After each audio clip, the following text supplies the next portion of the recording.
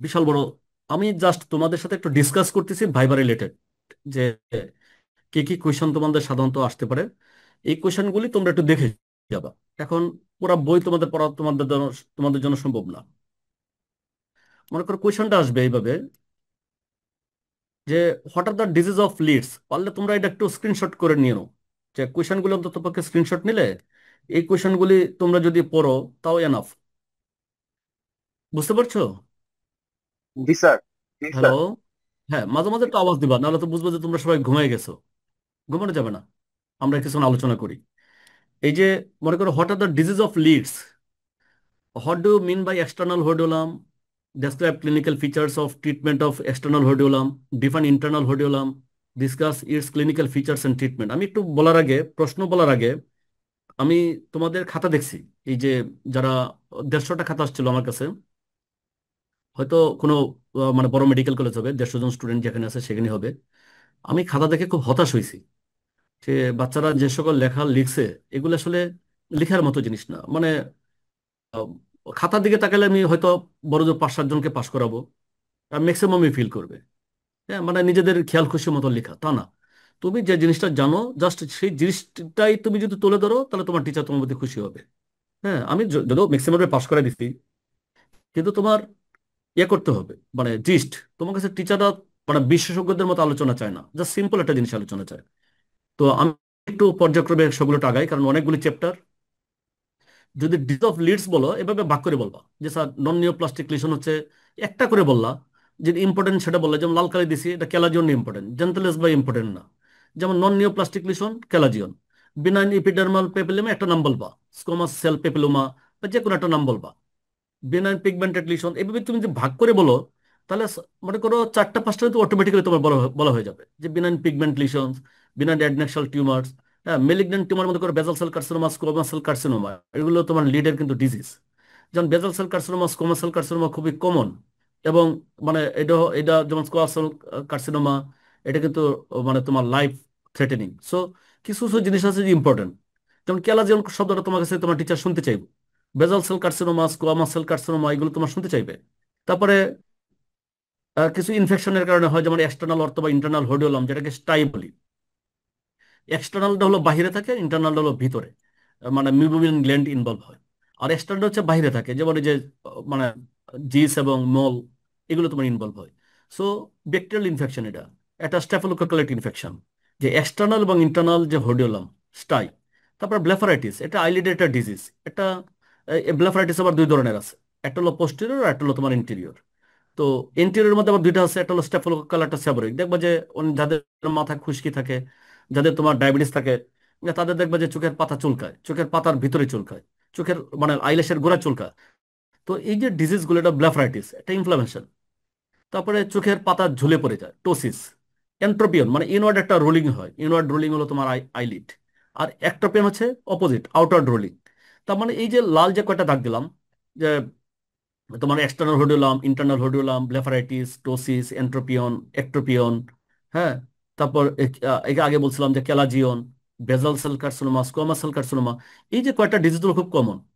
তোমরা যদি কয়টা ডিজিজের নাম বলো, তো তবে তোমার টিচার তোমাকে ফেল করাবে না। তারপরে আসো যে এক্সটার্নাল হোডিওলাম জিনিসটা কি। তোমার পরবর্তী কোয়েশনে চলে যাবে, হোয়াট ইজ এক্সটার্নাল হোডিওলাম। তো এক্সটার্নাল হোডিওলামটা বলছে যে একটা স্ট্যাফিলোকোকাল একটা একটা অ্যাবসেস। অ্যাবসেস মানে এখানে তো একটা ইনফেকশন তৈরি হয়, অ্যাবসেস ফোড়া। এটা কি কোথায় হচ্ছে? আইল্যাশ ফলিকলের মধ্যে। আইল্যাশ ফলিকল, এটার মধ্যে তোমার মানে মানে গ্ল্যান্ড অফ জিস ইনভলভ হতে পারে। হ্যাঁ, আর একটা হলো গ্ল্যান্ড অফ মল। এটা হলো তোমার জিস এবং মল। জিসটা হচ্ছে সিবাসিয়াস একটা গ্ল্যান্ড, আর মলটা হচ্ছে মডিফাইড সোয়েট গ্ল্যান্ড। এটা জাস্ট আইল্যাশটার গোড়ায়, আইল্যাশটার গোড়ায় ছোট্ট ধরনের একটা এক্সটার্নাল হোডেলাম হতে পারে। এফেক্ট মানে এটা ক্লিনিক্যাল ফিচারটা কি, তোমার এটা পরবর্তীতে তোমার স্যার জিজ্ঞাসা করবে যে কি ফিচার নিয়ে তোমার কাছে আসবে। তো তুমি এটা বলবা যে স্যার রেডনেস নিয়ে আসতে পারে, ইডেমা নিয়ে আসতে পারে। মানে আমি যখন স্যার একদিন করব, তখন তার লোকাল টেম্পারেচার রাইজ করতে পারে। হ্যাঁ, swollen area of the lid margin whitish থাকতে পারে, রাউন্ড থাকতে পারে, রেস্ট। একটা পাস পয়েন্ট থাকবে, একটা পাস পয়েন্ট, এর একটা পাস পয়েন্ট থাকে। স্টাই মানে হচ্ছে একুট, স্টাই মানে একুট। কেলাজিয়ন মানে ক্রনিক। স্টাই মানে একুট, এটা মানে মাথায় রাখো। স্টাই মানে একুট। এটা এক্সটার্নাল হোডিওলাম হোক আর ইন্টারনাল হোডিওলাম হোক, দুইটা হচ্ছে একট স্ট্যাফিলোকোকালাট ইনফেকশন, এটা স্ট্যাফিলোকক্কাস দিয়ে হয় সাধারণত, স্ট্যাফিলোকোকালাট ইনফেকশন। এখানে এক্সটার্নাল হোডোলামে ইনভলভ করে গ্ল্যান্ড অফ জিসকে আর গ্ল্যান্ড অফ মলকে, আর ইন্টারনাল হোডোলাম করে মিবোমিয়ান গ্ল্যান্ডকে। কিন্তু এটা পার্থক্য এটাই, মিবোমিয়ান গ্ল্যান্ড হলো ভিতরে থাকে, মানে ডিপে থাকে, আর গ্ল্যান্ড অফ জিস এবং গ্ল্যান্ড অফ মলটা থাকে বাহিরে। সো তোমার এই কয়েকটা জিনিস তোমরা বলতে পারবো আশা করি। ট্রিটমেন্ট কি? ট্রিটমেন্ট হচ্ছে তোমার যে হট কম্প্রেশন। আমরা রোগীদেরকে আমাদের কাছে যখন আসে, দেখবে যে তোমার আত্মীয় স্বজনের মধ্যে অনেকেই আছে যে চোখের পাতা প্রচন্ড ব্যথা নিয়ে আসে, চোখের পাতা ফুলে যায়। তো প্রথমে আমরা বলি তাদেরকে হট কম্প্রেশন দিতে হবে, যে তাদের গরম একটা সেক দেন, আমরা বলে দিই গরম সেক দেন। তারপর আমরা একটা লোকাল একটা তাকে একটা অ্যান্টিবায়োটিক দেই, ওয়াইনমেন্ট দেই, সিস্টেমিক অ্যানালজেসিক। যেহেতু সিভিয়ার পেইন হয়, তাকে আমরা এবং মানে বিভিন্ন ধরনের আমরা সিস্টেমিক অ্যানালজেসিক দেই উইথ এস টু ব্লকার, মানে অ্যান্টাসিড বা এস টু ব্লকার যে কোনো অমিপ্রাজল সহ একটা দিই। সো এই কয়েকটা কথা তোমরা যদি বলতে পারো যে স্যার হট কম্প্রেশন দিব, অ্যান্টিবায়োটিক দিব, তারপর তাকে লোকাল অ্যান্টিবায়োটিক দিব, যদি স্যার পেন থাকবে তাকে পেইন কিলার দিব, এটা বললে কিন্তু তোমার টিচাররা তোমার খুশি হয়ে যাবে। এখন এক্সটার্নাল হোডোলাম যদি তোমার দীর্ঘদিন তুমি চিকিৎসা দিচ্ছ, ইমপ্রুভ করতেছো না, তাহলে তুমি কি করবা? তাহলে তোমরা বলবা যে স্যার তার আমরা ডায়াবেটিস আছে কিনা, তাকে আমরা ব্লাড সুগারটা চেক করব। এই যে এই কথাটা তোমরা যদি বলো পোস্ট মানে prandial blood sugar to exclude diabetes, sir আরো খুশি হয়ে যাবে। তারপর তার জেনারেল হাইজিন মেনটেন করতে হবে। সবারই তো তোমার স্টাই হয় না। স্টাই কাদের হয়? স্টাই হয় যাদের তোমার শরীরের ইমিউনিটিটা কম, বডির ইমিউনিটি কম। তাহলে তার ইমিউনিটি কাদের কম হতে পারে? মনে করো এক হলো যে তার তার যদি ডায়াবেটিস থাকে, তার যদি ডিজিজ থাকে, তার যদি তোমার মনে করো এইডস এর মতো ডিজিজ থাকে, তাহলে তার শরীরের ইমিউনিটিটা কমে যায়। হেপাটাইটিস থাকে, তাহলে তার শরীরে বডি ইমিউনিটি কমে। তো যদি ইমিউনিটি কমে, তাহলে তার তোমার স্টেফিলোকক্কাল ইনফেকশনটা তাকে স্টেফিলোকক্কাসটা তাকে এফেক্ট করবে। সবাই তো এফেক্ট করে না। বাতাসে তো চোখের মধ্যে তো সবারই তোমার স্টেফিলোকক্কাস ওরিয়াস থাকে। সবাই কি এফেক্ট করে? সবাই কি এফেক্ট করে বলো, একজন বলো, একজন বলো। না স্যার। হ্যাঁ, গুড, একটু আওয়াজ দিবা, নাহলে তো ভাববো তোমরা সবাই ঘুমাই গেছো। হ্যাঁ। সো এইটা। আর সেকেন্ড হলো যে তার এই যে বডির নিউট্রিশন বাড়াইতে হবে, জেনারেল হাইজিন মেনটেন করতে হবে। মাথায় যদি খুশকি থাকে, আমরা বলি যে ভাই আপনার অ্যান্টি ড্যান্ড্রফ মানে ইয়া ইউজ করবেন, শ্যাম্পু ইউজ করবেন। সো স্টাই বা ক্যালাজনের ক্ষেত্রে তুমি এই কথাগুলো বলবা। একটা হলো হট কম্প্রেন, 2 নম্বর বলছি যে তাকে সিস্টেমিক একটা অ্যানালজেসিক ব্যথার ওষুধ দিবা, তাকে লোকাল একটা অ্যান্টিবায়োটিক ড্রপস দিবা, হ্যাঁ, অথবা অয়েনমেন্ট দিবা। আর তাকে যদি দীর্ঘদিন থাকে, তাহলে তাকে তার ডায়াবেটিসটা আছে কিনা চেক করবা, তার বডির ইমিউনিটিটা ঠিক আছে কিনা দেখার জন্য। তাহলে সেম জিনিস ইন্টারনাল হোডেল আমরা হচ্ছে বললাম যে মিবোমিয়ান গ্ল্যান্ডটাকে ইনভলভ করবে, এটা হলো আইলিডের ভিতরে। Same clinical feature same. আর ইন্টারনাল হোডেলাম, হোডেলাম এবং এক্সটার্নাল হোডেলাম মধ্যে পার্থক্য আশা করি তোমরা বুঝে গেছো। যে ইন্টারনাল হোডেলামটা যেহেতু তোমার ডিপে হয়, এটা মোর পেনফুল। আর এক্সটার্নাল হোডেলামটা হচ্ছে লেস পেনফুল। আর ইন্টারনাল হোডেলাম থেকে তোমার ক্যালাজিয়ন কি ক্রনিক গ্রানুলোমাটাস লিশন। ক্যালাজিয়ন হচ্ছে ক্রনিক। আর হোডিওলাম বা স্টাই যেটাকে বলো, এটা হলো একুট। তাহলে একুট থেকে ক্রনিক হতে পারে। ক্যালাজিয়ন হচ্ছে তাহলে ক্রনিক গ্রানুলোমাটাস একটা লিশন হবে। হ্যাঁ। আর সেকেন্ড হচ্ছে প্রিসেপ্টাল সেলুলাইটিস হতে পারে ইন্টারনাল হোডিওলাম থেকে, যেহেতু এটা ডিপেস্ট স্ট্রাকচারগুলোকে ইনভলভ করে, মিবোমিয়ান গ্ল্যান্ডকে ইনভলভ করে। আর এক্সটার্নাল হোডিওলাম মানে যেহেতু বাইরে থাকে, সাধারণত তোমার এত কমপ্লিকেশন হয় না। সো তোমাকে যদি প্রশ্ন করে যে ইন্টারনাল হোডিওলাম এবং এক্সটার্নাল হোডিওলাম মধ্যে পার্থক্য কি, তাহলে একটা একটা কথা বলবো যে স্যার দুইটাই হচ্ছে একট স্ট্যাফিলোকক্কাল ইনফেকশনের কারণে হচ্ছে। পার্থক্যটা হচ্ছে যে ইন্টারনাল হোডিওলামটা হচ্ছে মেমোরিয়াল গ্ল্যান্ড ইনভলভ করে, এটা হলো ইনসাইড দ্য আইলিড। আর আউটসাইডে থাকে হলো গ্ল্যান্ড অফ জিস অর মল, সেটাকে এক্সটার্নাল হোডিওলাম ইনভলভ হয়। আর এটা হলো মোর পেইনফুল, এটা হলো লেস পেইনফুল। এই শেষ। আর তোমার ইন্টারনাল হোডিওলাম ক্ষেত্রে আমরা সার্জিক্যাল ড্রেনেজ করতে হয়, আর এখানে যদি হট কম্প্রেশন দিলে ঠিক হয়ে যায়, অ্যান্টিবায়োটিক দিলে ঠিক হয়ে যাও। এটা জানার জন্য খুব বেশি ইম্পর্টেন্ট না। এটা হয়তো তোমার আসতে পারে। তোমরা কোয়েশ্চেনগুলি পারলে একটু স্ক্রিনশট নিও। কোয়েশ্চেনগুলি তোমাদের মানে কি বলবো যে আহ, এগুলি থেকে হয়তো আমরা ধরবো, বা যারাই ধরুক এখান থেকেই ধরবে। সো কোয়েশ্চেনগুলি তোমরা যদি একটু রিভিশন দিয়ে আসো অন্তত পক্ষে। 14 তারিখ তো, 14 তারিখ থেকে না তোমাদের পরীক্ষা? না মানে 14 তারিখ থেকে কয় তারিখ পর্যন্ত first part? First part sir 14, 15, 16, মানে যদি 3 দিনে হয় বা 17 তারিখ ইনভলভ হতে পারে। ওকে, আচ্ছা ধরো 17 তারিখ হলো। আর 21 তারিখ থেকে তো হচ্ছে তোমাদের জি স্যার। ওই যে জি সেকেন্ড স্যার। পার্ট। তাহলে তোমরা সময় পাবে না। সো কোশ্চেনগুলি, যেগুলো কোশ্চেন লেখা আছে, সেই কোশ্চেনগুলি তোমরা একটা স্ক্রিনশট নিয়ে নিও। একটু জাস্ট তোমরা যদি এগুলি একটু দেখে আসো অন্তত পক্ষে মানে 2-4 কথা বলতে পারবা। আচ্ছা, তাহলে ক্যালাজিয়ন আমি বলছিলাম যে এটা ক্রনিক গ্লানোরিলেশন। আগেরটা ছিল পেইনফুল, এটা কিন্তু পেনলেস। এটা একটা ফার্ম থাকবে, মানে কোনো টেন্স থাকবে, নন টেন্ডার থাকবে, কোনো মানে ইনফ্লামেশন থাকবে না, skin over the swelling is normal, হ্যাঁ ফ্রি থাকবে। বাট এটা একটা ক্রনিক। হ্যাঁ, এটা জাস্ট তোমরা কয়টা দু একটা কথা বলবা। আর এটা ফেট কি, ক্যালাজিয়নটা আমরা যদি কোনো সার্জারি না করি এভাবেই থাকে তাহলে কি হতে পারে? এটা এটা অটোমেটিক্যালি তোমার মানে রেজলিউশন হতে পারে, একদম এটা শুকে যেতে পারে, অথবা যেমন আছে এরকমই থাকতে পারে। হ্যাঁ, এটা যদি অনেক সাইজে বড় হয় তাহলে কি করবে? এটা টোসিস করবে, আইলিডটাকে তোমার নিচে ফেলে দিবে। আইলিডের মধ্যে বিশাল বড় একটা টোসিস মানে ক্যালাজিয়ন হয়ে আছে, তো আইলিডটা কি তোমার নিচে ড্রপিং হবে, এটাকে বলে টোসিস। তার মানে স্পন্টিনিয়াস রেজলিউশন হতে পারে, এটা যেমন আছে এরকমই থাকতে পারে, রিমেইন থাকতে পারে। আর বলছি যে তোমার মেকানিক্যাল একটা টোসিস করতে পারে। আর ওইখান থেকে আবার সেকেন্ডারি একটা ইনফেকশন করতে পারে, যাকে বলে ইন্টারনাল হোডিওলাম বা ইনফেক্টেড ক্যালাজিয়ন বলে। ইনফেক্টেড ক্যালাজিয়নটাকেও আমরা ইন্টারনাল হোডিওলাম বলতে পারি, কারণ ওই আবার টার্ন হচ্ছে, ইন্টারনাল হোডিওলাম থেকে তোমার ক্যালাজিয়ন হয়, ক্যালাজিয়ন থেকে আবার ইন্টারনাল হোডিওলাম হতে পারে। ঠিক আছে, এই কয়েকটা কথা তোমরা বলবা। আর খুব ভেরি রেয়ারলি হচ্ছে এখান থেকে মেবোমিয়াল গ্ল্যান্ডের কার্সিনোমা হতে পারে, ভেরি রেয়ার। এটা হয় না সাধারণত, তবে 70-80 বছর বয়সে যদি তোমার কারো বারবার ক্যালাজিয়ন হয়, তখন আমরা তাদেরকে বায়োপসি করি, বায়োপসি করে দেখি তার কোনো মেবোমিয়াল গ্ল্যান্ডের কোনো কার্সিনোমা আছে কিনা। তাহলে ফেটটা তোমাদের জানতে হবে, ফেট অফ ক্যালাজিয়নটা তোমাদের জানতে হবে। ট্রিটমেন্ট কি? ক্যালেজনের ক্ষেত্রে যে হট কম্প্রেশন দেবা, আমরা অনেক সময় স্টেরয়েড দেই, অ্যান্টিবায়োটিক অয়েন্টমেন্ট দেই, এটা যদি স্মল থাকে। আর মডারেট যদি থাকে তাহলে 1 নম্বর বলবা সার্জারি। সার্জারিটার নামটা তোমাদের কাছে শুনতে চাইবে, সেটা বলবা যে incision and drainage, incision and curettage. Incision and curettage এই শব্দটা তোমরা মাথায় রাখো। Incision and curettage under local anaesthesia. আমরা যদি বলি যে ক্যালাজিওনের ট্রিটমেন্ট কি, তুমি বলবা যে স্যার যদি স্মল হয় তাহলে স্যার আমরা হট কম্প্রেশন দিই, স্টেরয়েড বা লোকালি অ্যান্টিবায়োটিক অয়েন্টমেন্ট দিই। আর যদি ফিউ ডেজ ঠিক হয়ে যায়। আর যদি এটা মডারেট টু লার্জ হয় তাহলে বলবা যে স্যার আমরা সার্জারি করি, এটা ইনসিশন অ্যান্ড কিউরেটেস। তখন জিজ্ঞাসা করবে যে তোমার সার্জারিটার নাম কি, তোর নামটা বলতে হবে, যে incision and curettage under local anaesthesia. তোমার স্যারকে প্রশ্ন ইনভাইট করার দরকার নাই, তোমরা সরাসরি বলে দিবা যে স্যার আমরা সার্জারি করব, সার্জারির নামটা হচ্ছে sir incision and curettage under local anaesthesia. তোমাদের ভাইবা বোর্ডে 5টা জার থাকবে, 5টা জার থেকে 5 ধরনের কোয়েশন থাকবে। তোমরা 3টা বা 4টা থেকে যতগুলো কোয়েশন তোমরা আনসার দিতে পারবে তত তোমাদের জন্য লাভ। তো আমরা বলবো তুমি এই জার থেকে একটা নাও, তুমি একটা নিবা, আমরা ওটা দেখে আনসার করব, প্রশ্ন করব। আরেকটা নাও, এখান থেকে তুমি প্রশ্ন করবে। সো তুমি যত পারো শর্টলি স্মার্টলি আনসার দিবা, মানে কোনো ভয় পাওয়ার কোনো কারণে, খুব স্মার্টলি স্মার্টলি আনসার দিবা। ওকে। আর যদি তোমার হট মানে ইন্টারনাল হোডেলম থাকে তাহলে হট মানে মানে ফার্মেন্টেশন দিবা। এটা কি আমরা হট এটা দেই, সাধারণত তোমার বোরিক পাউডার আছে, বোরিক পাউডার পানির সাথে মিশাইয়া তারপর আমরা পানি দিয়ে একটা তোমার গরম সেকটা দিই, সাধারণত অনেক আরাম লাগে।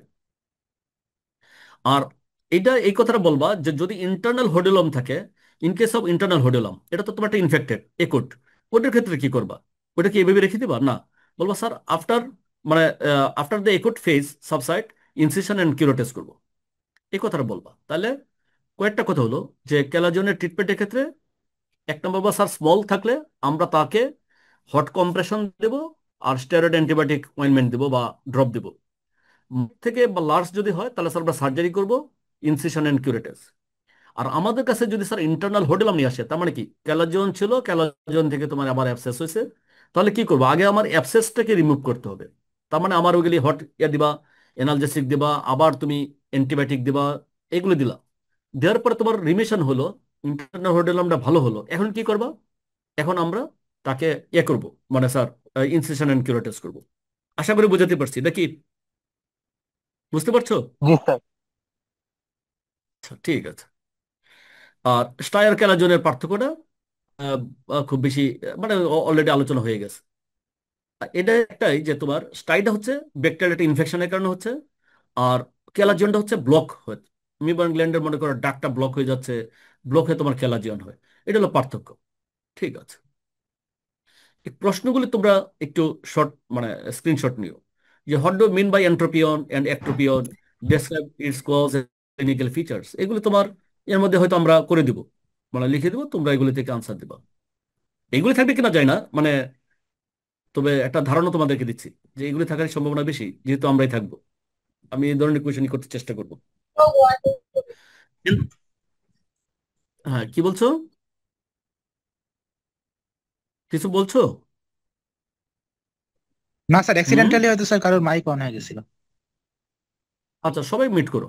ইয়েস আচ্ছা, স্যার। তাহলে এন্ট্রোপিয়নটা থেকে আমি বলছি যে একটা inward turning of the eyelid, এটা হলো তোমার এন্ট্রোপিয়ন। এটার ক্লাসিফিকেশনটা হচ্ছে ইনভলিউশনাল হলো বয়স্কদের হয়। ইনভলিউশনাল শব্দ যত জায়গায় শুনবা সবগুলো তোমার বয়স্কদের হয়, এজ রিলেটেড। বয়স বেশি হয়েছে, চোখের পাতা তোমার ভিতর দিকে তোমার ইনওয়ার্ড রোলিং হবে। সিকাট্রিশিয়াল হতে পারে, আগে তোমার এখানে একটা ইনফেকশন হলো, এই ইনফেকশনের কারণে তোমার চোখ মানে আইলিড ভিতরে ঢুকে, অথবা দেখা যাচ্ছে কারো চোখে অ্যাসিড ছিল, অ্যাসিড পড়ছে, বা মানে লাইম মানে চুন পড়ছে, হ্যাঁ, অ্যালকালাইন বা অ্যাসিডিক, তাহলে তার কি হবে, একটা সিকাট্রিশিয়ালে টেনে তোমার আইলিডটাকে ভিতরে নিয়ে যাবে। ঠিক তেমনি কনজেনিটাল হতে পারে এরকম। ক্লিনিক্যাল ফিচার হচ্ছে এরকম যে তোমার এই যে কনজাংটিভাল কনজেশন থাকবে, ডিসচার্জ থাকতে পারে, ব্লেফারোস্পাজম থাকতে পারে, কর্নিয়া তোমার যদি বারবার চোখের মধ্যে আইলেশ খুঁচায়, তাহলে কি হবে, একটা অপাসিটি হবে, ইরিটেশন হবে, কর্নিয়াল আলসার হবে, হ্যাঁ, এগুলো হতে পারে। সো এন্ট্রোপিয়ন থেকে তোমার চোখের পাতা যেহেতু ভিতরে ঢুকে যাচ্ছে, তার মানে কর্নিয়ার মধ্যে তোমার বারবার খোঁচা দিবে। আমাদের খোঁচা দিলে কি হচ্ছে, তোমার প্রথমে কনজাংটিভাল কনজেশন হতে পারে, কর্নিয়াল আলসার হতে পারে, কর্নিয়াল অপাসিটি হতে পারে। এই কয়েকটা কথা বলবা। একটোপিয়ান হচ্ছে উল্টা দিকে, এটা হলো outward turning of the eyelid. এটা আমাদের ক্লাসিফিকেশন মাধ্যমে ইনভলিউশনাল আছে। একটা হলো প্যারালাইটিক। অনেক সময় মানে আমাদের যে চোখের পাতা যে সাপ্লাই দিচ্ছে, মানে থার্ড নার্ভ, অকুলোমোটর নার্ভ দিচ্ছে, যদি কোনো কারণে তোমার প্যারালাইসিস হয়, কি হবে, উল্টে যেতে পারে। হ্যাঁ, মেকানিক্যাল হতে পারে। বিশেষ করে এই কথাটা একটু বলতে চাই, মেয়েরা যারা বিশেষ করে তোমরা করো, এই যে কি বলে কন্ট্যাক্ট লেন্স পরে, অনেকে আছে না শাড়ির সাথে ম্যাচিং করে, জামার সাথে ম্যাচিং করে কন্ট্যাক্ট লেন্স পরে, বারবার চোখের পাতা কি করে ধরে তারপরে কন্ট্যাক্ট লেন্স লাগায়। এই মেকানিক্যাল কারণে কিন্তু তোমার চোখের পাতা উল্টে যেতে পারে, চোখের পাতার যে সেপ্টামটা সেটা উইক হয়ে যেতে পারে, যার ফলে টোসিস হতে পারে, একট্রোপিয়ন হতে পারে। এটা অনেক সময় তোমাদের টিচাররা জিজ্ঞাসা করে। আর এটা হচ্ছে যে তোমার ক্লিনিক্যাল ফিচার দ্য ড্রাইনেস থাকবে, যেহেতু চোখ খোলা থাকবে, চোখের মানে মানে টিয়ার ফিল্মটা তোমার বাষ্প হয়ে চলে যাচ্ছে, ড্রাইনেস হবে, এক্সেসিভ টিয়ারিং হতে পারে। আচ্ছা, এক্সেসিভ টিয়ারিং, আরেকটা হচ্ছে তোমার ইপিফোরা এবং ইয়ার মধ্যে পার্থক্য, আরেকটা কি পার্থক্য কি বলো তো, আরেকটা কি আছে, লেক্রিমেশন। লেক্রিমেশনটা কি বলো তো? লেক্রিমেশন হচ্ছে তোমার ড্রেনেজ সিস্টেম যদি তোমার কোনো অবস্ট্রাকশন হয়, তার মানে লেক্রিমাল অ্যাপারেটাস যদি তোমার কোনো কারণে অবস্ট্রাকশন হয়, তাহলে তোমার হতে পারে। আর ইপিফোরা হতে পারে যে তোমার বারবার মানে চোখে তোমার সিক্রেশনটা বেড়ে যাচ্ছে, সে ওই যেহেতু তোমার এটা ড্রেনেজ সিস্টেমে কোনো সমস্যা নাই। যাই হোক, এগুলি পরবর্তীতে আমি আবার আলোচনা করবো ইনশাল্লাহ। এই যে একটা প্রশ্ন আছে দেখো, যে patient came to you with a red eye, what are the possibilities.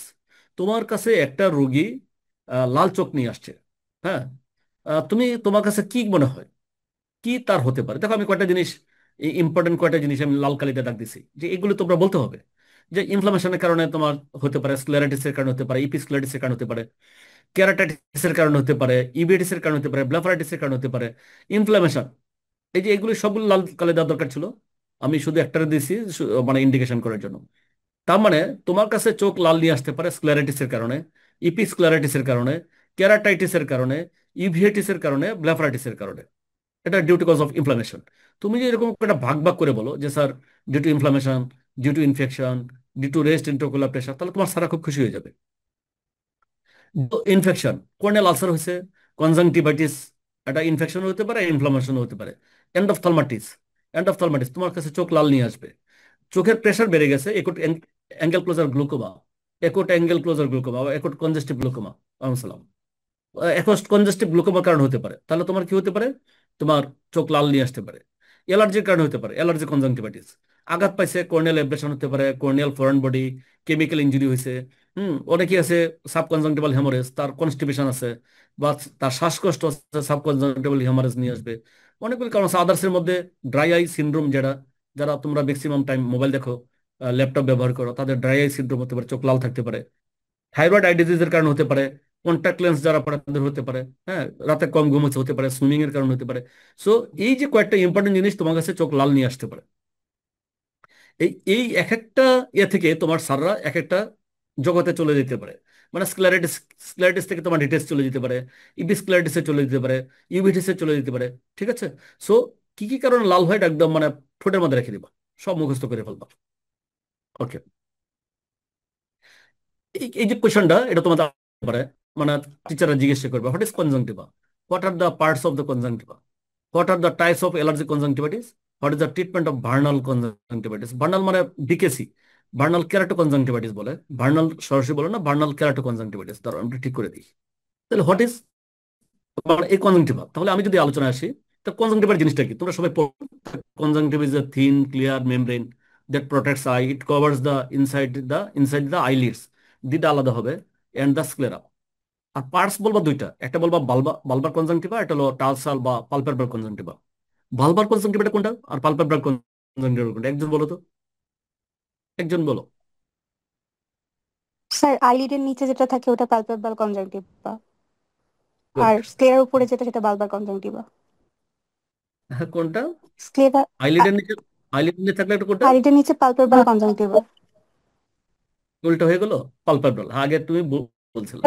তাহলে আইলিড যেটা পালপেব্রাল, হ্যাঁ, আর স্ক্লেরার উপরে যেটা সেটা বালবার, ঠিক আছে? আচ্ছা, এখন অ্যালার্জিক কনজাংটিভাইটিসের টাইপ কি কি জিজ্ঞাসা করে স্যাররা, যে অ্যালার্জিক কনজাংটিভাইটিসের কি কি টাইপ আছে? এক- কি বলছো,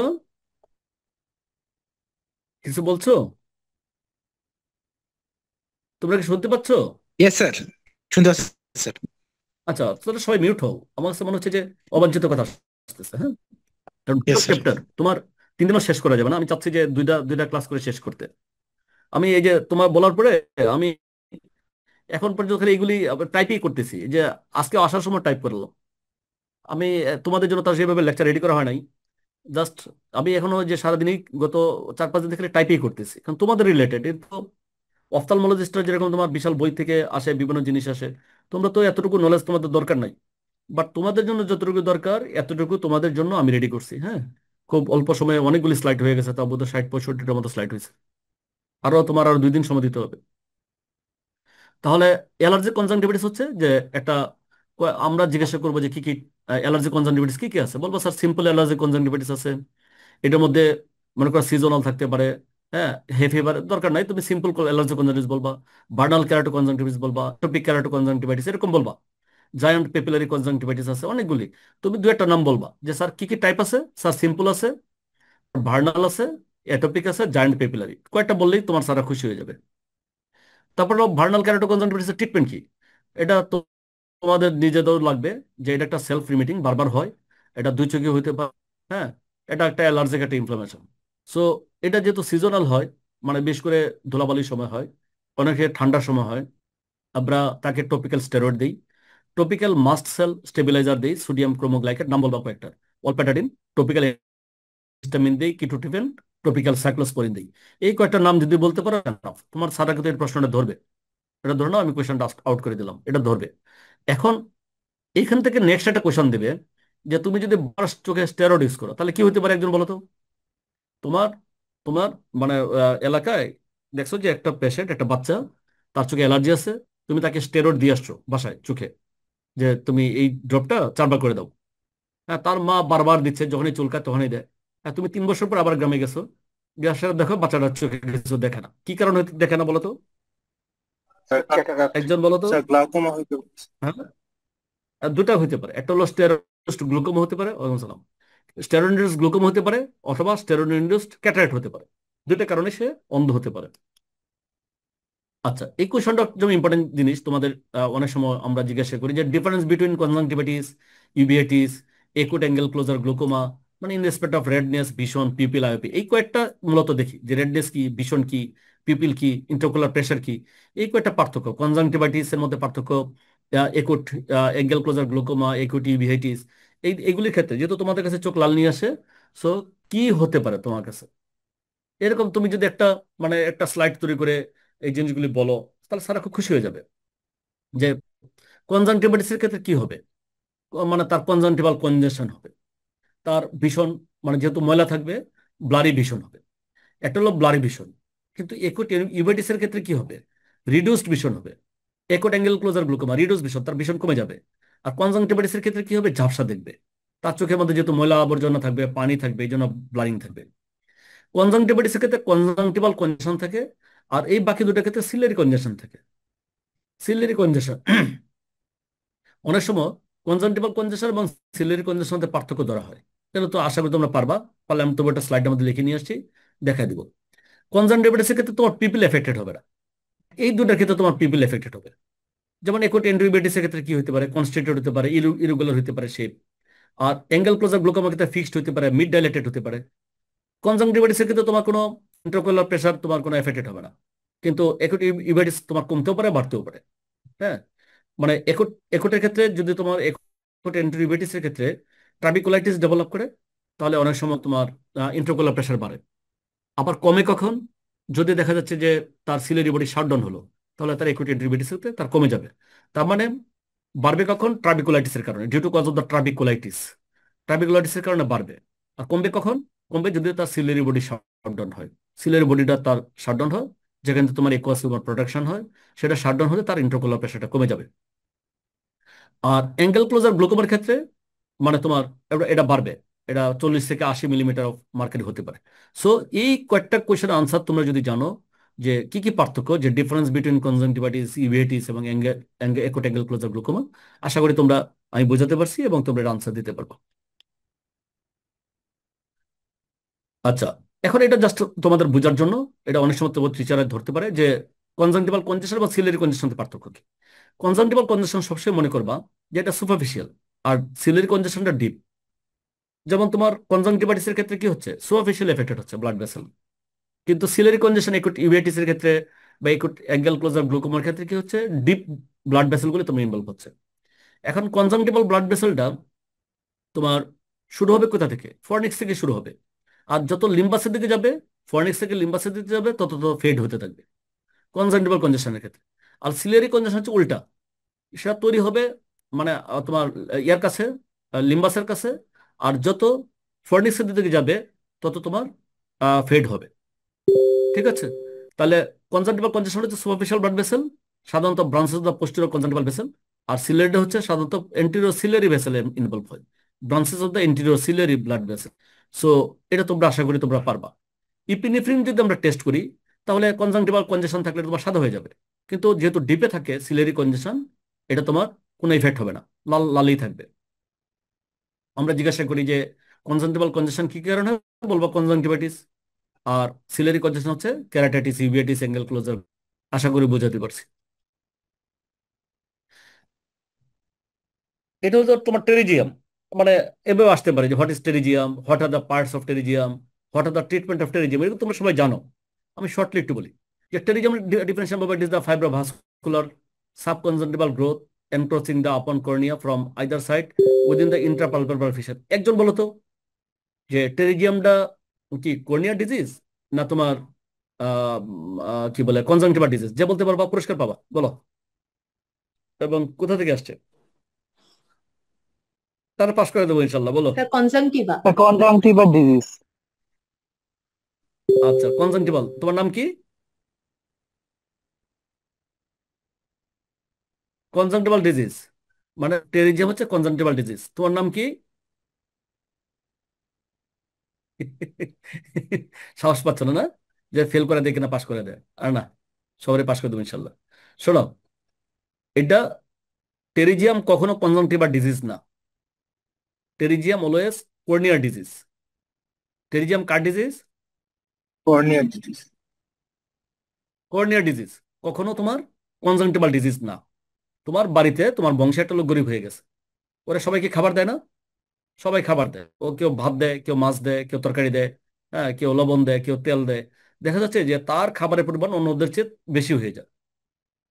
ডিজিজটা হচ্ছে কর্নিয়ার, কিন্তু তোমার এইখানে খাবার দেওয়ার জন্য একটা ফাইব্রো ভাস্কুলার একটা প্রলিফারেশন হচ্ছে, দেখো এটা ব্লাড ভেসেলের মাধ্যমে, একটা ফাইব্রাস ব্যান্ডের মাধ্যমে ওই জায়গাটাকে খাবারটা দিতে চেষ্টা করছে। কিন্তু ডিজিজটা হচ্ছে কর্নিয়ার, কিন্তু তোমার আসছে কোথা থেকে, কনজাংটিভা থেকে ব্লাড ভেসেল আসছে। কারণ আমরা জানি যে কর্নিয়াতে কোনো ব্লাড ভেসেল নাই, আছে? কর্নিয়ায় কোনো ব্লাড ভেসেল আছে? না স্যার। আছে তো না, কর্নিয়াতে কোনো ব্লাড ভেসেল নাই। তো কর্নিয়াতে কোনো ব্লাড ভেসেল না থাকে, খাবার নাই, তো ওইখান থেকে খাবারটা দেওয়ার জন্য কনজাংটিভাতে যাচ্ছে। তাহলে ডিজিজটা কার? কর্নিয়ার, নেভার কনজাংটিভা, নেভার কনজাংটিভা। আমি আবার বলছি যে pterygium is a disease of cornea, never conjunctiva. এটা একটা ডিজেনারেশন হয়, এটার নাম হলো কলান্ডার ডিজেনারেশন।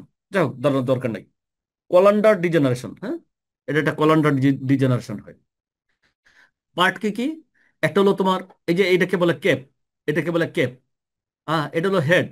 হ্যাঁ, আর না, এটা হলো তোমার যে ফ্লেশি পোর্শনটা, এটাকে বলে তোমার বডি, এটা বডি।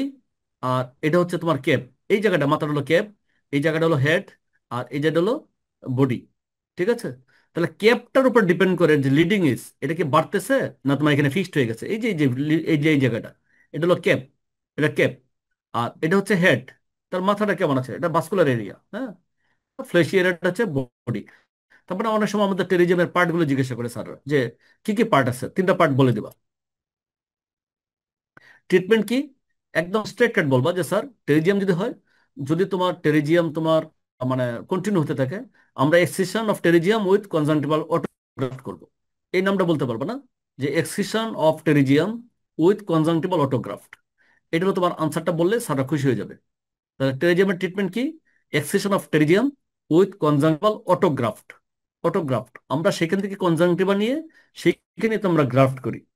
হ্যাঁ, সেখানে গ্রাফট করি। হ্যাঁ, আসসালামু আলাইকুম শাহেদ, একটা ক্লাস নিচ্ছি ভাই, অনলাইনে একটা ক্লাস নিচ্ছি। অসুবিধা নেই। ওই যে আজকে আজকে আসেন তো চেম্বারে? ইনশাল্লাহ আছি, আমি 3টা থেকে পেশেন্ট দেখবো। 3টা দিকে না, ওই 7টায় গেলে হবে, 6টা 7টার দিকে। আজকে এই যে রোজা রাখছি, যে ওই যে 9টা রোজা রাখতে হয়, সন্ধ্যার পর সন্ধ্যা চেম্বার করবো না ও যে ভাই। ও মানে ইয়ে পর্যন্ত, ঈদ পর্যন্ত না? হ্যাঁ, ঈদ মানে পর্যন্ত, ঈদ পর্যন্ত সন্ধ্যা রাখ পর্যন্ত আচ্ছা, রাখছি। ওকে ঠিক আছে। আচ্ছা শাহেদ, আচ্ছা, ইনশাল্লাহ হ্যাঁ পাঠিয়ে ঠিক দেবো। আছে, আসসালামু আসসালামু আলাইকুম। আলাইকুম। আচ্ছা, তাহলে এটা কি হলো যে এক্সেশন অফ, সরি আমি তোমাদের ডিস্টার্ব করলাম ভাই।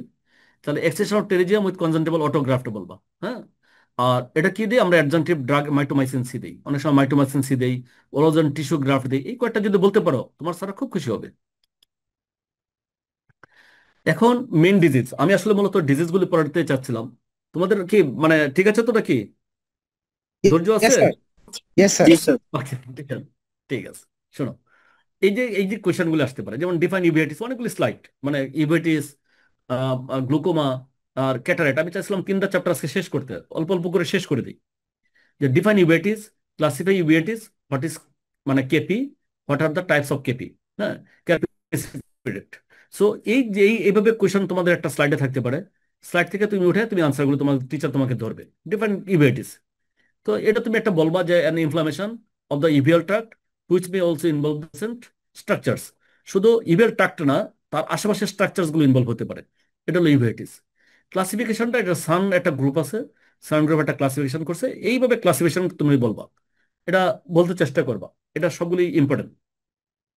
একটা হলো অ্যানাটমিক্যাল ক্লাসিফিকেশন, মানে অ্যানাটমিক্যাল ক্লাসিফিকেশন, তারপরে এটা হচ্ছে ক্লিনিক্যাল ক্লাসিফিকেশন। হ্যাঁ, এটা হলো ইটোলজিক্যাল ক্লাসিফিকেশন, অনেকগুলি ক্লাসিফিকেশন আছে। তো আমরা অ্যানাটমিক ক্লাসিফিকেশন যদি বলি, তাহলে এটুকু বলবা যে এন্টেরিয়র ইউভেটিস, ইন্টারমিডিয়েট ইউভেটিস, পোস্টেরিয়র ইউভেটিস। এন্টেরিয়র ইউভেটিসটা হচ্ছে ইনফ্লামেশন অফ দ্য আইরিস। আমাদের ইউভেল ট্রাক্ট কি কি আছে বলতো? ইউভেল ট্রাক্টে কি কি আছে একজন বলো তো ভাই, কি কি আছে ইউভেল ট্রাক্টে, কি কি আছে? Sir choroid, ciliary body and good. তাহলে প্রথমে আইরিস, তাহলে ধরো সামনে আইরিস আছে, তারপরে সিলেরি বডি, তারপরে কোরেট। কোরেট হলো পিছনে। তার মানে আমাদের আইরিসটার সামনে, তাহলে যদি এন্টেরিয়র তাহলে সামনের অংশটুকু হবে। সামনে কি কি আছে? ইনফ্লামেশন অফ দ্য আইরিস, আইরাইটিস হতে পারে। তারপরে anterior part of the ciliary body, ciliary বডির একটা অংশ থাকতে পারে, তাহলে তোমার সাইক্লাইটিস হতে পারে, অথবা দুইটাই হতে পারে, আইরাইডো সাইক্লাইটিস হতে পারে। তাহলে এন্টেরিয়র হতে পারে অ্যানাটমিক্যাল লোকেশন অনুসারে। আর ইন্টারমিডিয়েট কি? তাহলে ইন্টারমিডিয়েট হলো চোখের পিছনে থাকে বিট্রিয়াস, থাকে বিট্রাইটিস হতে পারে, ইনফ্লামেশন অফ দ্য বিট্রিয়াস, যেটাকে বলে বিট্রাইটিস। আর posterior part of the ciliary body, তার মানে সিলিয়ারি বডির পিছনের অংশটুকু তোমার ইনভলভ হবে। The posterior part of the ciliary body and extreme periphery of the retina. রেটিনার সামনের অংশটা পেরিফেরি, রেটিনার যে অংশটা, রেটিনার যে পেরিফেরি অংশটা তুমি ইনভলভ হতে পারে, ইন্টারমিডিয়েট ইউভেটিস। তার মানে ভিট্রিয়াস ইনভলভ হতে পারে, তারপরে হলো posterior part of the ciliary body হতে পারে, আর হলো তোমার এক্সট্রিম পেরিফেরি হতে পারে, extreme periphery of the retina, এটা ইন্টারমিডিয়েট ইউভেটিস। আর পোস্টেরিয়র ইউভেটিস হতে পারে inflammation of the retina and choroid, পিছনে কি কোরেট আর রেটিনা, তার মানে পোস্টেরিয়র ইউভেটিস হতে পারে। অ্যানাটমিক্যাল ক্লাসিফিকেশনের মধ্যে তাহলে তিনটা জিনিস বলবো, একটা হলো এন্টেরিয়র ইউভেটিস, আইরিস, সিলিয়ারি বডির সামনের অংশটুকু। ইন্টারমিডিয়েট ইউভেটিস হচ্ছে মাঝখানের অংশটুকু, মাঝখানে কি posterior part of the ciliary body, vitreous এবং পেরিফেরি অফ দ্য রেটিনা, তার মানে এই ইন্টারমিডিয়েট মাঝখানের অংশটা। আর পোস্টেরিয়র ইউভেটিস হচ্ছে পিছনের অংশটা, তার মানে পিছনের অংশে কি আছে? রেটিনা আছে আর করয়েড আছে, তার মানে ওইটা তো তোমার ইনফ্লামেশন হতে পারে। ক্লিনিক্যাল ক্লাসিফিকেশনের মধ্যে তুমি বলবা একুট ইউভেটিস, রিকারেন্ট ইউভেটিস, ক্রনিক ইউভেটিস। এই যে রিকারেন্ট ইউভেটিসটা তোমাদের ডিফিনেশনে বারবার ধরে তোমাদের টিচাররা।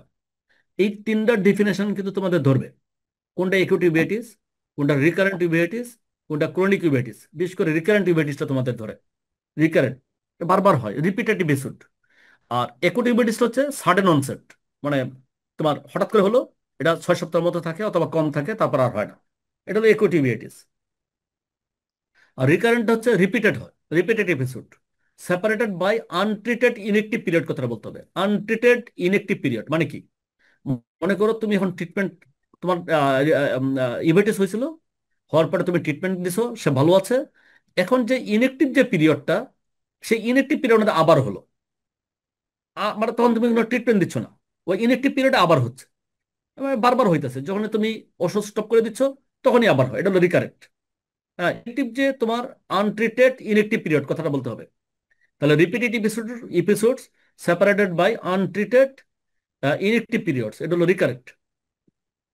আর ক্রনিক হলো পারসিস্টেন্ট, এটা তোমার যাবে না, এটা রিল্যাপস হয়, relapse then less than 3 months after discontinuation of the treatment. এটা ক্রনিক, এটা ডিসকন্টিনিউশন করছো আবার হবে, বারবার হয়, ডিসকন্টিনিউশন করলে হবে। আর রিপিটেড হচ্ছে যে বারবার হয়।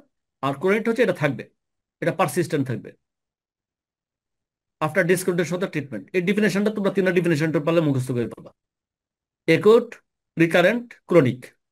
এটা স্ক্রিনশট নিয়ে নাও, পারলে এটা মুখস্থ করে ফেলবা। আর রিমিশন মানে কি? তার 3 মাস মধ্যে আর হবে না বা তার বেশি, এটা রিমিশন, ভালো হয়ে গেছে, তার ইউভেটিস আর নাই, এটা রিমিশন। আর ইথোলজিক্যাল ক্লাসিফিকেশনের মধ্যে একটা হলো ইডিওপ্যাথিক, সাধারণত 25 থেকে 30%, এক্সোজেনাস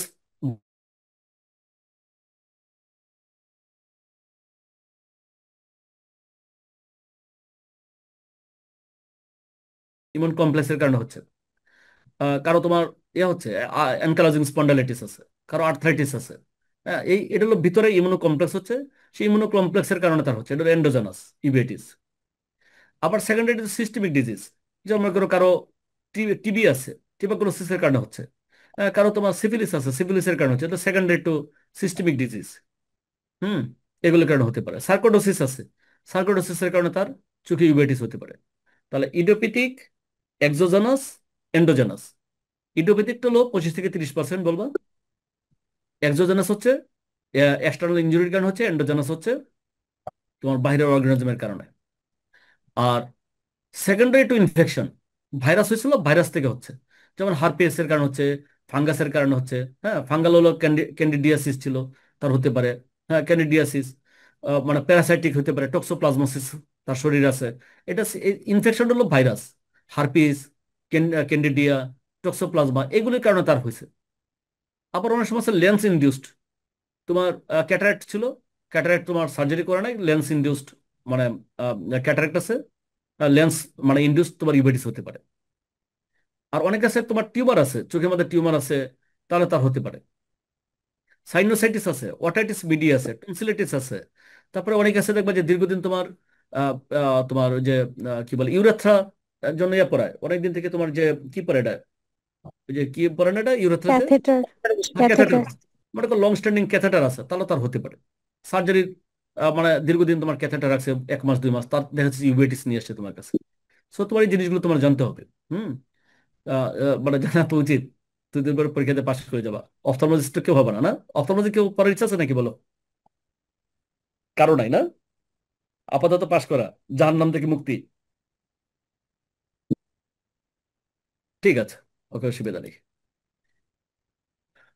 তবে অফথলমোলজিটা ক্লিয়ার করতে পারো, অফথলমোলজি খুব মানে কি বলবো, মানে এটা খুব ভালো সাবজেক্ট, খারাপ সাবজেক্ট না। তুমি মেডিসিনের ট্রিটমেন্ট করতে পারো, ইচ্ছা হলে সার্জারি করতে পারো, এখানে কোনো আর্জেন্সি তেমন নাই। ইমার্জেন্সি নাই। বিশেষ করে মেয়েরা তো ম্যাক্সিমাম মেয়েরাই পড়ে অফথলমোলজি। আর তোমরা পড়তে পারো, ছেলেরাও পড়তে পারো। অফথলমোলজি খুবই ভালো সাবজেক্ট, আমার খুব ভালো লাগে আর কি।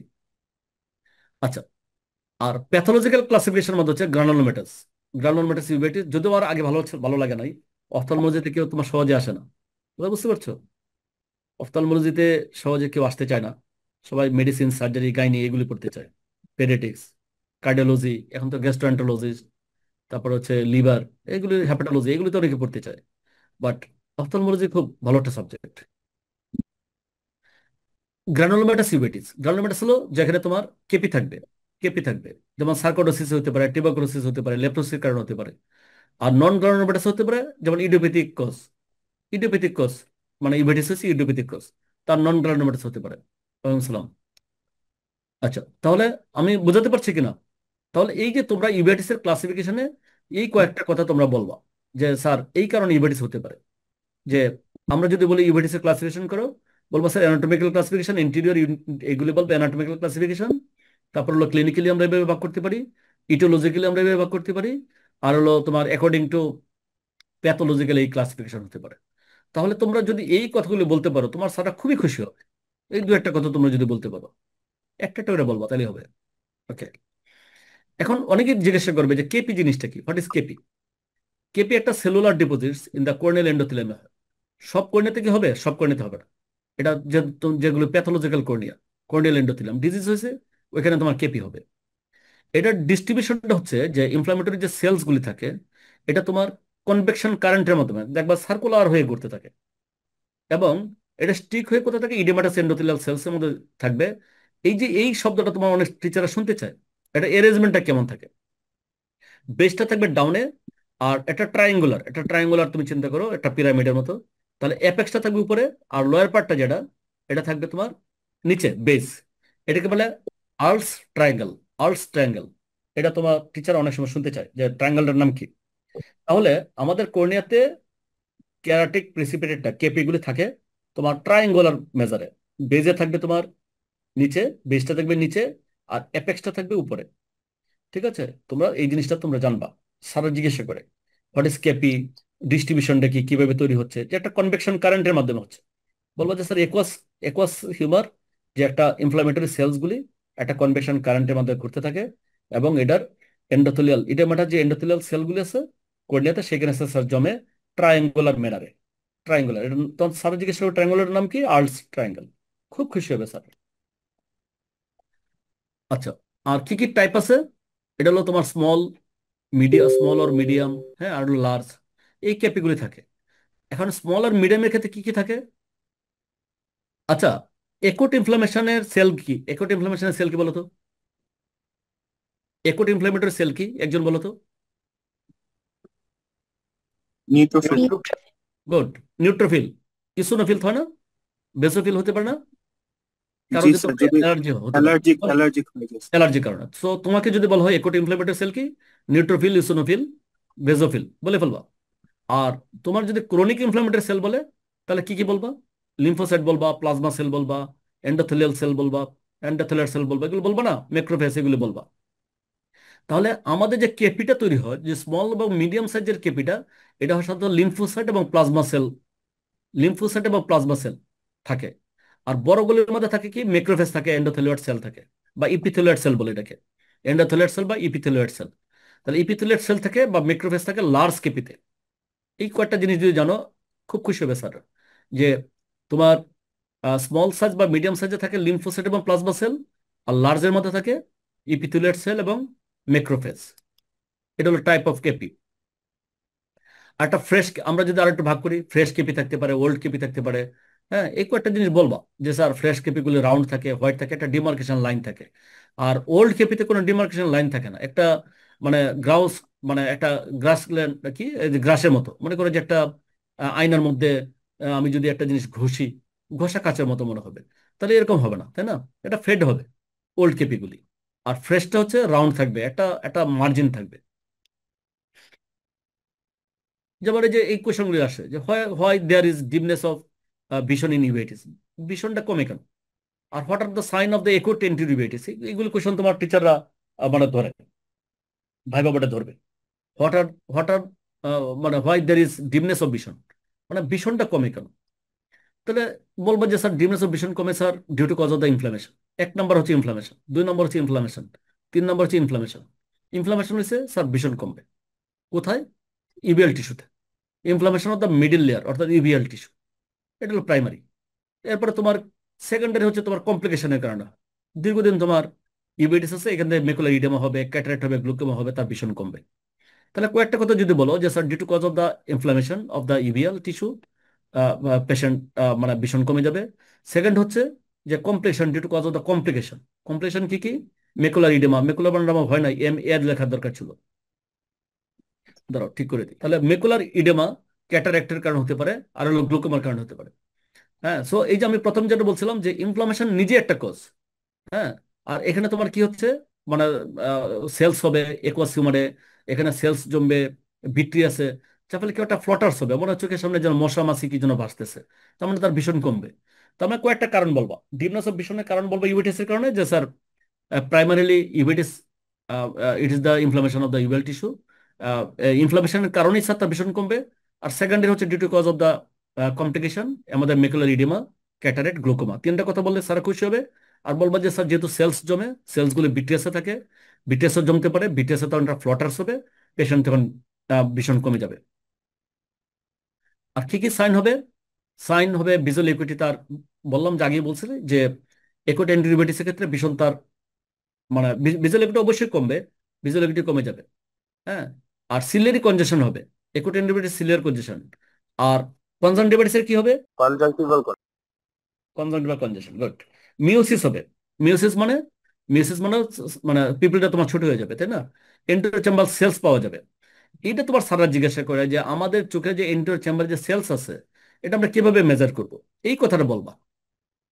আমাদের যে একোয়াস হিউমারে যে সেলসগুলি যে ভাসে, আমরা কিভাবে দেখি? বলবা যে স্যার এটা এটা একটা মেজার আছে যে seen by 1 millimetre by 1 millimetre slit beam. আমাদের যে স্লিট ল্যাম্পের যে বিমটাকে আমরা 1 মিলিমিটার বা 1 মিলিমিটার করে তোমার একটা বিম করি, এটা একটা স্লিট, একটা স্লিট করি। স্লিট মানে একটা, মানে কি বলবো, যে একটা বড় বিমটাকে আমরা ছোট করি, স্লিট করি। এটা সাইজটা হবে 1 মিলিমিটার লম্বা আর 1 মিলিমিটার ছোট সাইজ, ওয়াইড। লম্বা 1 মিলিমিটার আর ওয়াইড হচ্ছে 1 মিলিমিটার। এটা হাইয়েস্ট ম্যাগনিফিকেশন আমরা দেখি, হাইয়েস্ট ম্যাগনিফিকেশন কথাটা বলবা। তাহলে এন্টেরিয়র চেম্বারে যে সেলস গুলি আছে আমরা কিভাবে দেখি? Seen by 1 millimetre by 1 millimetre slit beam field with highest magnification, highest magnification আমরা দেখি।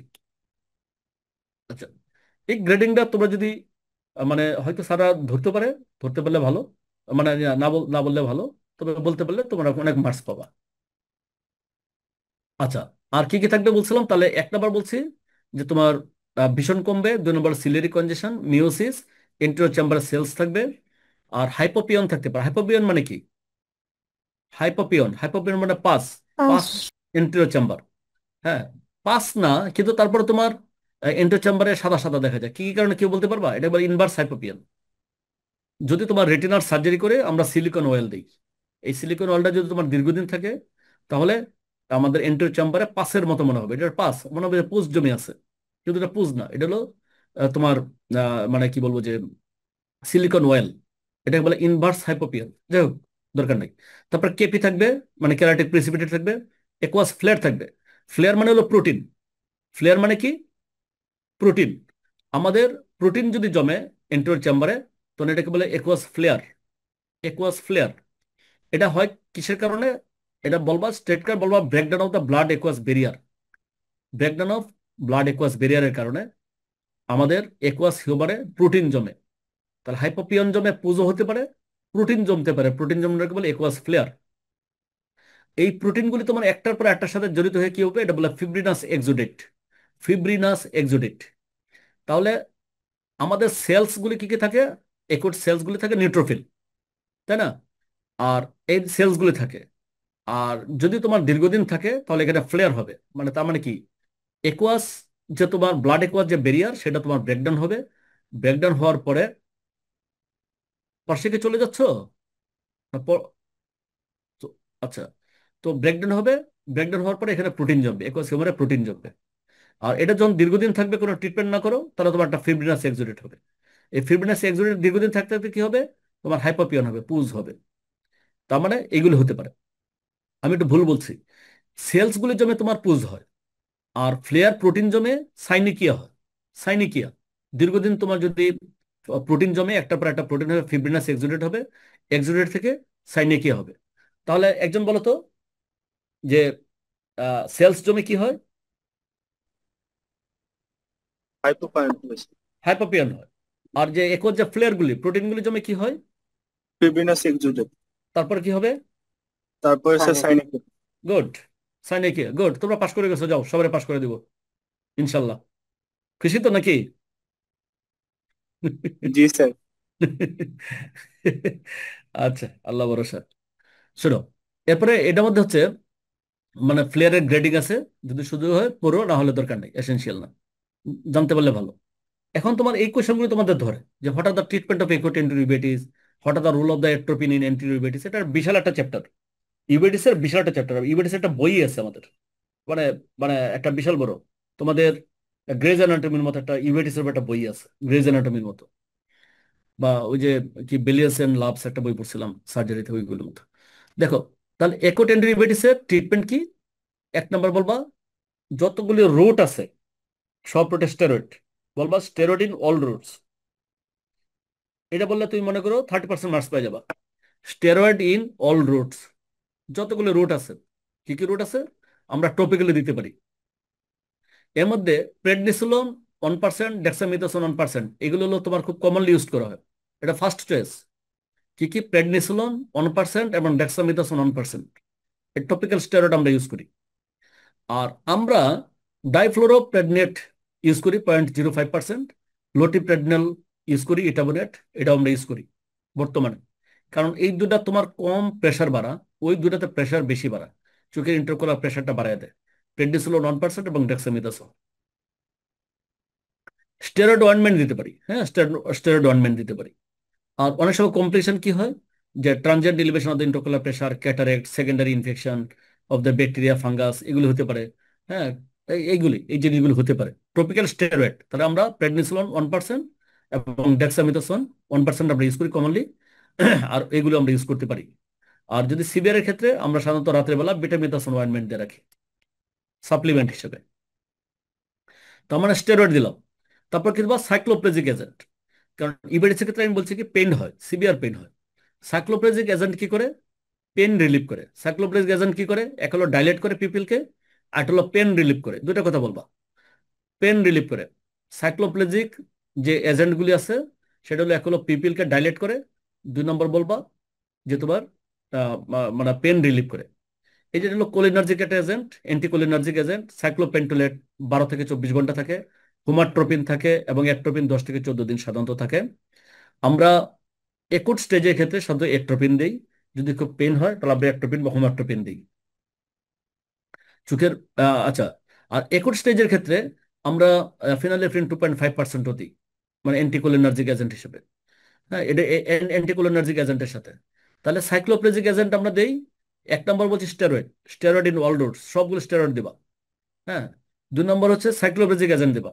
সাইক্লোপ্লেজিক চোখের মণিকে বড় করলে তারপর তোমার পেনটা কমবে এবং পিপল ডাইলেট হবে। এটা কেমনে কাজ করে? এটা they prevent the formation of the posterior synechia and to promote comfort by relieving spasm of the pupillary and ciliary muscle.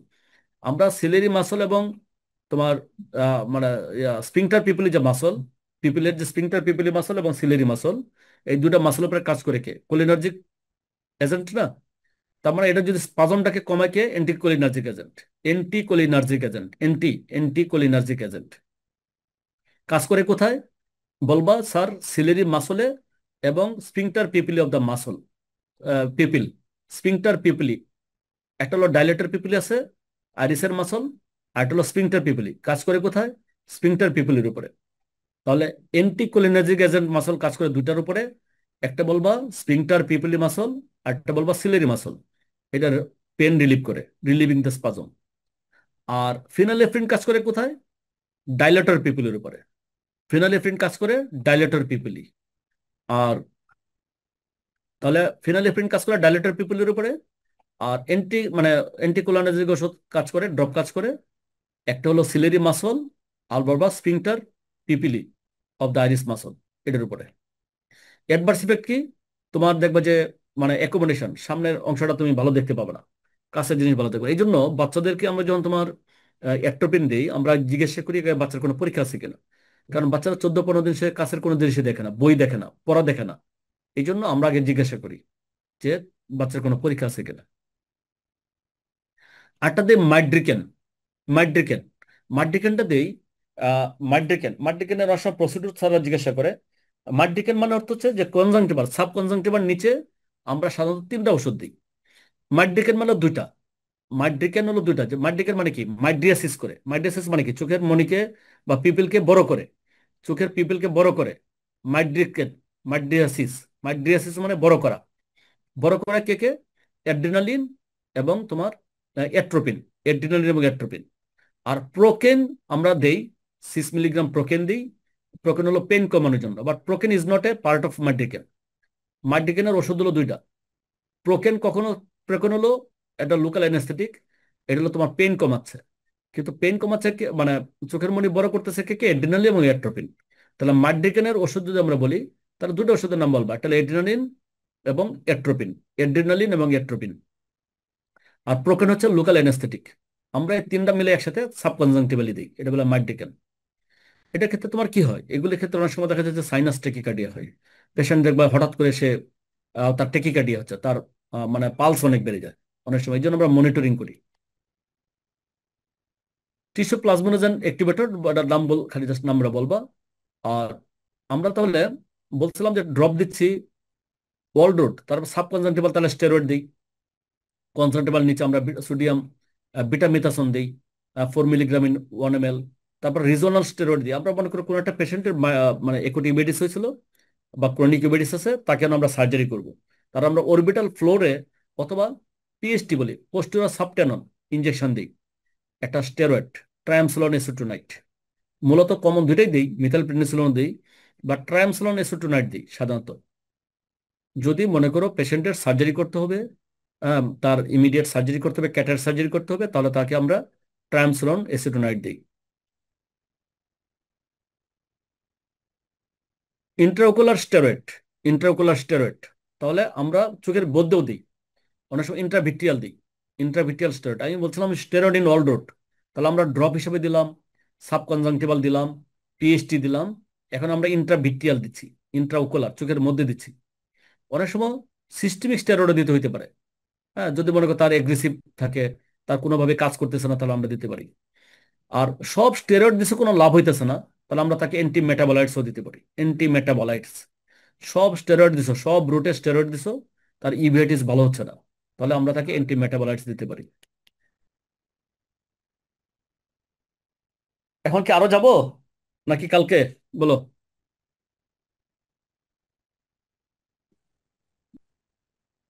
সবাই চলে গেছো নাকি? হ্যাঁ স্যার, আছি স্যার। হ্যাঁ, তাহলে আজকে কি আরো পড়াবা নাকি কালকে আবার একটু পড়াবো? স্যার আপনার যেটা মনে হয় স্যার। না, তোমরা বলো তোমাদের ধৈর্য কুলাবে কিনা। আমার তো কোনো সমস্যা নেই, আমরা বুড়া মানুষ, 70-80 হয়ে গেছে বয়স আমাদের, আমাদের আর কি বলো। তোমাদের কি স্যার মনোযোগ আছে পড়ান, কিনা? স্যার পড়ান স্যার। আচ্ছা, সবাই বলছো তো নাকি? আচ্ছা, 2টা বাজে তো, আমি আর আধা ঘন্টা পরে দেখো। তাহলে আমরা তোমার কি কি আলোচনা করলাম? আইলিড আলোচনা করলাম, কনজাংটিভ আলোচনা করলাম, তারপরে আলোচনা করলাম তোমার কনজাংটিভাইটিস গুলো আলোচনা করছি, ইউভেটিস আলোচনা করলাম। এখন আসো গ্লুকোমা। গ্লুকোমা, আহ এবছর তোমাদের কোয়েশ্চেন আসছিল যে গ্লুকোমার কি কি ড্রাগস আমরা ইউজ করি, আর হচ্ছে পিওএজ এর কি কি সাইন টাইন মানে এগুলো কি আসছিল। সবাই কিন্তু ভালো লিখতে পারে নাই। শোনো, তাহলে এই কোয়েশনগুলি তোমরা স্ক্রিনশট নিবা। কোয়েশনগুলি অনেক সময় হয়তো আমি দেয়া দিতে পারি। ডেফিনেশন কি? গ্লুকোমার ডেফিনেশন তোমরা যা পড়ছো তাই পড়বা, যে glaucoma is a group of eye condition that can cause irreversible vision loss due to damage to optic nerve. Triad, tired আসছিল। কি কি ট্রায়াড আছে? 3টা জিনিস। একটা হচ্ছে তার ভিশন কমবে, 2 নম্বর হচ্ছে তার ভিজুয়াল ফিল্ড তার চেঞ্জ হবে, আর 3 নম্বর হচ্ছে কি, একটা বড় মানে তোমার প্রেসার, ইন্ট্রাওকুলার প্রেসার বাড়বে, 2 নম্বর ভিজুয়াল ফিল্ড চেঞ্জ হবে, আর একটা কি বলো? Cupping of optic disc. হ্যাঁ, কাপ ডিস্ক। কাপ ডিস্ক রেশিওটা তোমার অল্টার্ড হবে, মানে cupping of the optic disc, তার মানে তার কাপটা অনেক বড় হয়ে যাবে। গুড। তার মানে এই 3টা কথা তুমি যদি বলো, তাহলে তোমার সাদা খুশি হয়ে যাবে। এখন গ্লুকোমার মানে ক্লাসিফিকেশন, আমরা সাধারণত গ্লুকোমার কি কি ক্লাসিফিকেশন হয় এটা আসতে পারে, মানে যে ক্লাসিফাই দ্য গ্লুকোমা, কি কি ক্লাস আমরা ক্লাসিফাই করতে পারি। তা ক্লাসিফিকেশনের মধ্যে 1 নম্বর বলবা কনজেনিটাল ও ডেভেলপমেন্টাল, আর হলো একোয়ার্ড। কনজেনিটাল মধ্যে প্রাইমারি আছে, সেকেন্ডারি আছে। এই একোয়ার্ডের মধ্যে প্রাইমারি আছে, সেকেন্ডারি আছে। হ্যাঁ, প্রাইমারি কোনটা? কনজেনিটালের মধ্যে, যেটা হলো তোমার এনোমেলির কারণে হচ্ছে, ডেভেলপমেন্টাল যে এনোমেলি, হ্যাঁ, অ্যাঙ্গেলের যে ডেভেলপমেন্টাল যে এনোমেলি হয় সেটার কারণে হতে পারে প্রাইমারি। আর সেকেন্ডারি হতে পারে যে তোমার তার মায়ের মানে ডিউরিং মানে প্রেগনেন্সি মায়ের কিছু সমস্যা ছিল, হ্যাঁ, সেই সমস্যার কারণে তার সেকেন্ডারি হতে পারে, সিস্টেমিক ডিসঅর্ডার ছিল, বা তার মায়ের যে প্রবলেম ছিল সেখানে হতে পারে সেকেন্ডারি। এটা হলো কনজেনিটাল। আর একটা হলো প্রাইমারি আছে, একটা হলো ওপেন অ্যাঙ্গেল গ্লুকোমা, একটা অ্যাঙ্গেল ক্লোজার গ্লুকোমা, এটা হলো প্রাইমারি। সেকেন্ডারি হতে পারে যে associated some ocular or systemic disease, অন্য জায়গায় তোমার ডিজিজ হয়েছে, মনে করো তোমার লেন্স ইনডিউসড হয়েছে, ওখান থেকে তোমার গ্লুকোমা হতে পারে।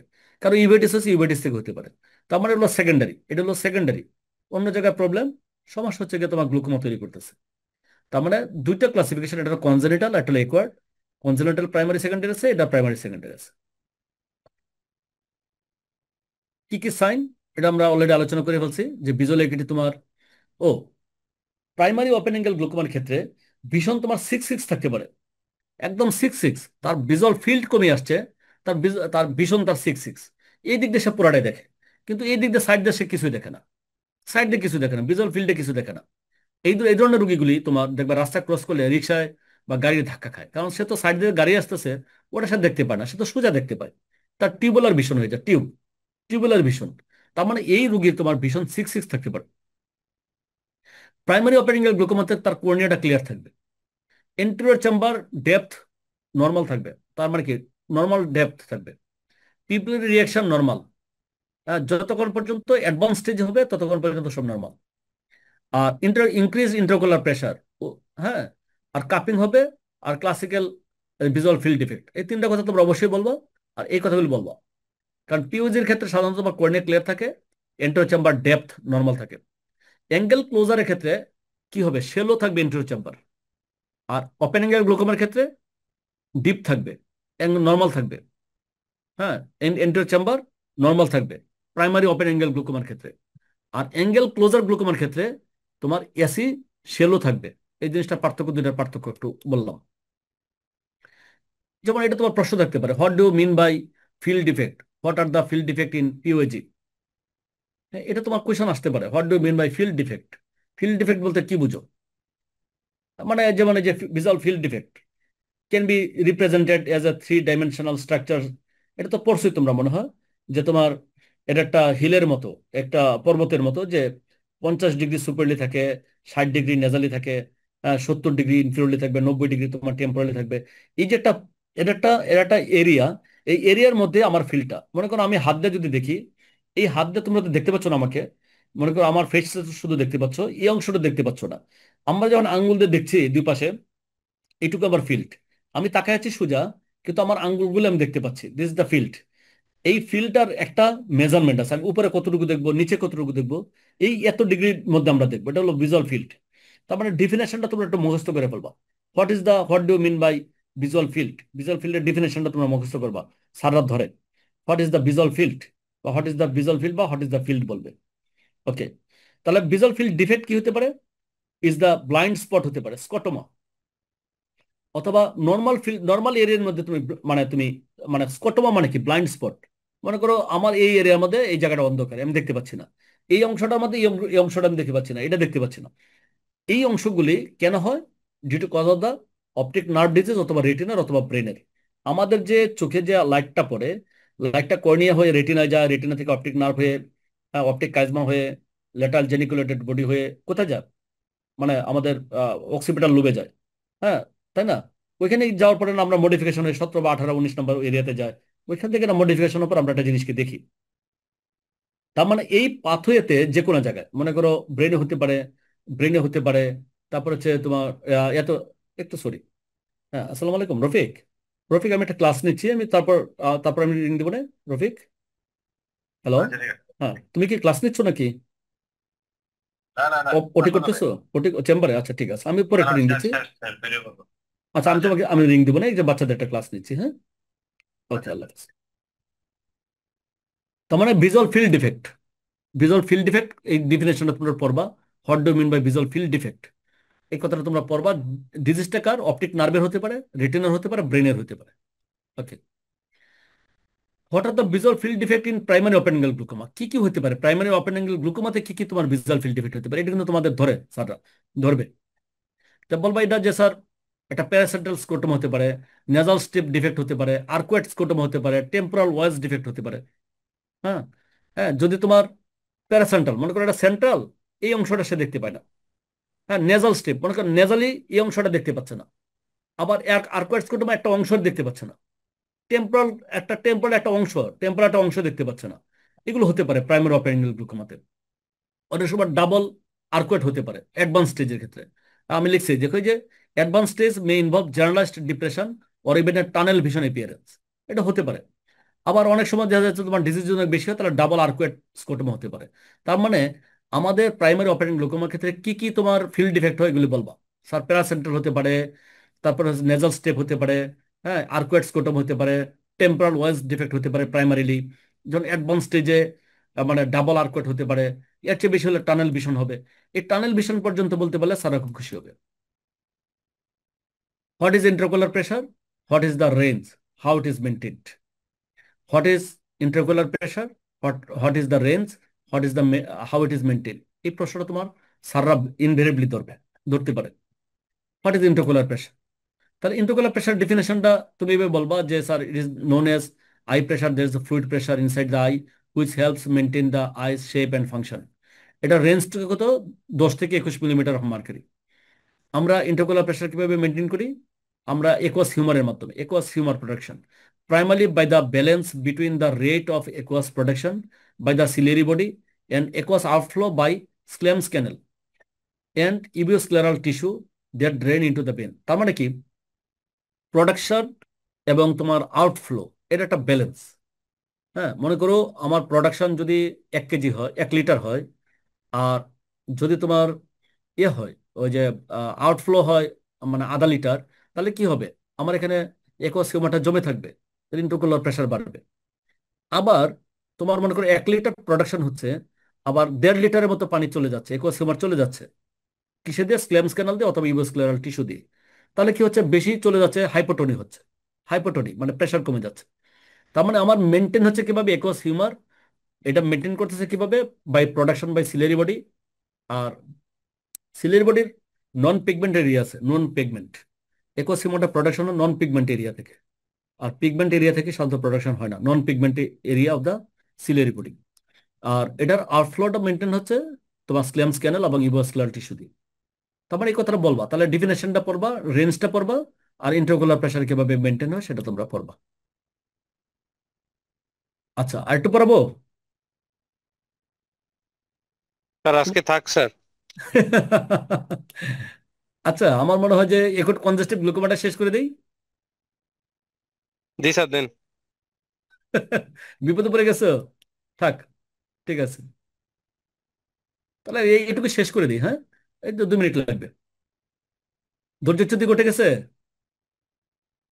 হ্যাঁ স্যার। আচ্ছা, ঠিক আছে, ধৈর্যচ্যুতি করার কিছু নাই রে ভাই, এগুলো পরীক্ষা হলে আসবে। হ্যাঁ, কোয়েশন তো আউটই করে দিচ্ছি মোটামুটি, ধরা যায়। এগুলো আসবে, এগুলো থেকে তোমাকে কোয়েশন ধরবে স্যাররা, এগুলি তোমার আনসার দিতে হবে। কি করবো, বিপদে পড়ে গেছো, পরীক্ষা দিতে হচ্ছে। পরীক্ষা না দিতে পারলে ভালো হতো। এখন মনে করো এক্সটার্নাল কি আসবে আমি জানি না, সেই এক্সটার্নাল কোন টাইপের তা জানি না। আমি চেষ্টা করবো আমার জুনিয়র টাইপের কাউকে আনতে। আর আমি তো সাতক্ষীরা মেডিকেল কলেজে নতুন ট্রান্সফার হয়েছি তো, ওই রিজনে কাকে আনলে সুবিধা হয় বুঝতেছি না। আমি তোমাদের প্রিন্সিপালের সাথে কথা বলবো অলরেডি। তোমাদের আগে অপথলমোলজি কে পড়াইছে?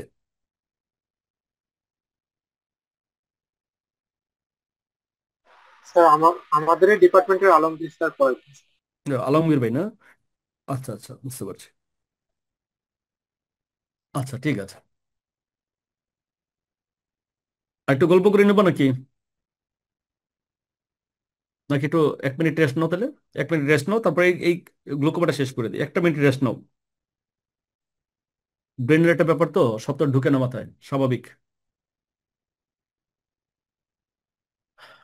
আমি তোমরা বলার পরে আমাকে সাজিদ বলছে যে ক্লাস নেওয়ার জন্য।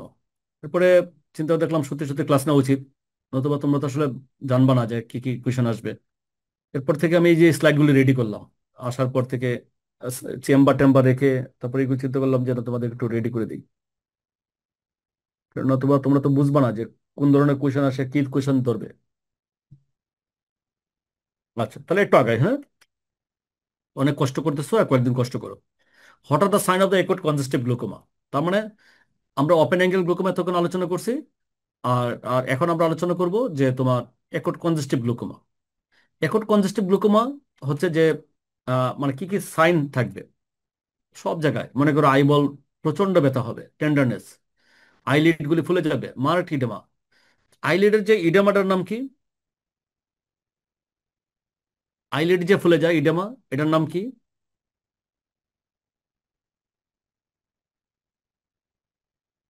বলতে পারবা? ইকাইমোসিস। আইলিড সোলিং এর নাম হচ্ছে ইকাইমোসিস। কি বলো? আইলিড ইকাইমোসিস। আর আমাদের যে তোমার এতে পানি জমে, কনজাংটিভা, এটার নাম কি? কেমোসিস। কেমোসিস। ইকাইমোসিস হচ্ছে আইলিড, আইলিডের ইডেমা। আইলিডের যদি তোমার সোয়েলিং হয়, এটা হলো ইকাইমোসিস। আর যদি তোমার এতে হয়, কনজাংটিভার ভিতরে পানি জমে, তখন এটাকে বলে কেমোসিস। যাই হোক, আর এটার ক্ষেত্রে দুই ধরনের মানে কনজেশন হতে পারে। সিলারি কনজেশন হতে পারে, আর কনজাংটিভাল কনজেশন হতে পারে। সিলারি এবং বোথ, দুটি হতে পারে। কর্নিয়া হবে কি? হেজি। কর্নিয়া হেজি, অনেক বেশি প্রেশার বাড়ে, কর্নিয়া হেজি হতে পারে। এন্টেরিয়র চেম্বার থাকবে শেলো। অপারেঙ্গেল গ্লুকোমার ক্ষেত্রে বলছিলাম নর্মাল, এটা হলো শেলো। আর এখানে সেলস থাকতে পারে, ফ্লেয়ার থাকতে পারে, কিন্তু কোনো কেপি থাকবে না, কোনো কেপি থাকবে না। এন্টেরিয়র চেম্বারে সেলস থাকবে, ফ্লেয়ার থাকবে, বাট কোনো কেপি থাকবে না। আইরিসের ক্ষেত্রে কি হবে? প্যাটার্ন ইজ লস্ট অ্যান্ড ডিসকালার্ড, মানে একদম পুরো হেজি হয়ে যাবে। পিপল থাকবে কি? Mid dilated. এই তোমরা এই সাইনগুলি একটু বলবা। একুট কনজেস্টিভ গ্লুকোমার সাইন কি কি? ইন্ট্রোকুলার প্রেশার অনেক বেশি হয়, 80-90 হয়ে যায়। ভিজুয়াল একুইটি রিডিউস টু কি হবে? Perception of light and projection of rays. PL মানে হলো perception of light, PL perception of light, আর পিআর হচ্ছে প্রজেকশন অফ রেস। ফান্ডাস দেখা যায় না। এই ক্ষেত্রে তুমি আরেকটা হচ্ছে যে ফেলো আইটা তোমাকে, তোমার কাছে acute congestive glaucoma right I বলা হলো, তার ফেলো আই অপোজিট চোখটা কি হতে পারে? শেলো এন্টেরিয়র চেম্বার থাকবে, শেলো এন্টেরিয়র চেম্বার। আমরা সবসময় একুট কনজেস্টিভ গ্লুকোমা ট্রিটমেন্ট দুই চোখের একসাথে করি। ডান চোখে মনে করো তার একুট কনজেস্টিভ গ্লুকোমা হয়েছে, তাহলে তার বাম চোখে তার হয়ে যেতে পারে, এই জন্য বাম চোখে তাকে আমরা এই চিকিৎসা দিই। আর এই triad of the acute congestive গ্লুকোমার, একটা হলো তোমার আইরিস অ্যাট্রফি হতে পারে, গ্লুকাম ফ্লেকন হতে পারে, দরকার নাই, যে হয়তো তোমার স্যারা জিজ্ঞাসা করতে পারে, এই জন্য লিখে রাখবা, বলতে পারলে ভালো। কিন্তু এইগুলি বলতে হবে, এইগুলি বলতে হবে তোমাকে, ঠিক আছে? তারপর আসো, আমরা ট্রিটমেন্ট কি দিব? Medical treatment. তাকে আগে প্রেশার কমাতে হবে, ট্যাবলেট অ্যাসিডাজোলামাইড দেই। কর্নিয়াল যে ইনডেন্টেশন করি, আমাদের কর্নিয়াল সেন্ট্রাল ইনডেন্টেশন করি। আবার হাইপার অসমোটিক এজেন্ট দিই, হাইপার অসমোটিক এজেন্ট মেনিটল দিই, মেনিটল 20%। এটা 1 to 2 milligram per KG body ওয়েটে দিই। এটা কিন্তু ধরে। আমরা 300 ml বা 500 ml স্যালাইনের মধ্যে ইন্ট্রাভেনাসলি দিই, আইভিতে দিই, 30 থেকে 40 মিনিট বা 45 মিনিট পর্যন্ত। তাহলে ট্যাবলেট অ্যাসিডাজোলামাইড দিই, হ্যাঁ, কর্নিয়াতে আমরা একটা ইনডেন্ট করি। হাইপার অসমোটিক এজেন্ট দেই। হাইপার অসমোটিক এজেন্ট কি কি দেই? ইনজেকশন মেনিটল 20% দেই, অথবা ওরাল গ্লিসারল দেই। ওরাল গ্লিসারল আমরা ফ্রুটসের সাথে দেই, মানে ফ্রুটসের জুসের সাথে, হ্যাঁ, শরবত। কিন্তু আগে জিজ্ঞাসা করে ডায়াবেটিস আছে কিনা। আইসোসরবিট দিতে পারি আমাদের জিহ্বার নিচে। এটা কোনো নসিয়া, অনেক সময় নসিয়া হয়, এত বেশি প্রেশার বাড়ে ভমিটিং টেন্ডেন্সি হয়, আইসোসরবাইট দিলে তার হবে না।